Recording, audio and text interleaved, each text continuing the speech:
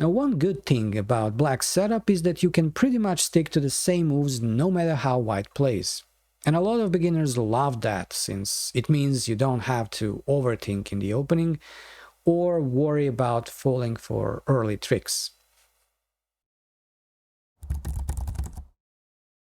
Checking the pawn structure, we see a potential for black to advance either c5 or e5, and in both cases black wants to gain some control of the center. If black opts for c5, they build some potential for further expansion on that flank on the queen side, normally with b5 in the future. However, most beginners are interested in attacking the enemy king instead, so e5 should be their main focus.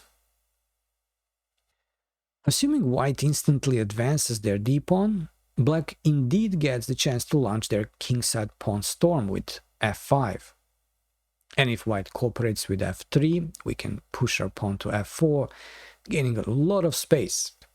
And thanks to this pawn formation, which secures black's dominance on the king side, black can confidently advance further, backing up with pieces from behind, preparing for the kill.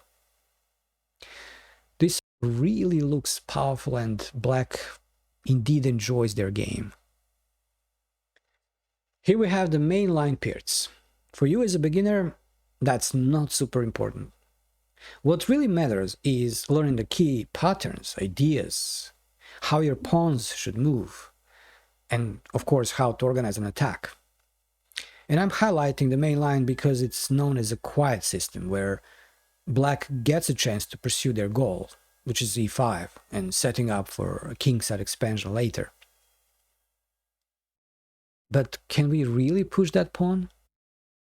One option is to move our knight to c6 first. But then, if white plays d5, what do we do with this knight?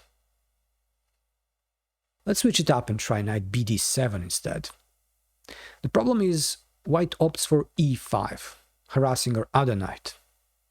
And if we take that pawn and then retreat to e8, there is a nasty pawn sacrifice.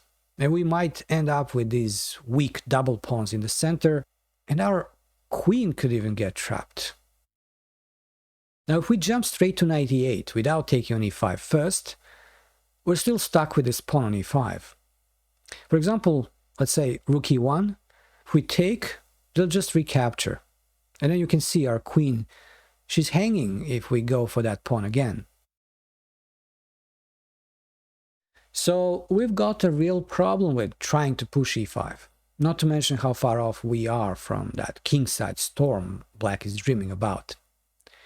But let's say we explore this and found out that bishop g4 can prepare the e5 by eliminating the f3 knight, the defender of e5. Say white opts for bishop b3 here, we take on f3 and push e5. Here is the real problem you might face with the pairs. White isn't forced to advance. A lot of my students ask me what to do when white takes on e5 or just keeps the tension. And it doesn't have to be this exact position, but any time you push e5 hoping that your opponent will opt for d5 and let you proceed with the f5 plan.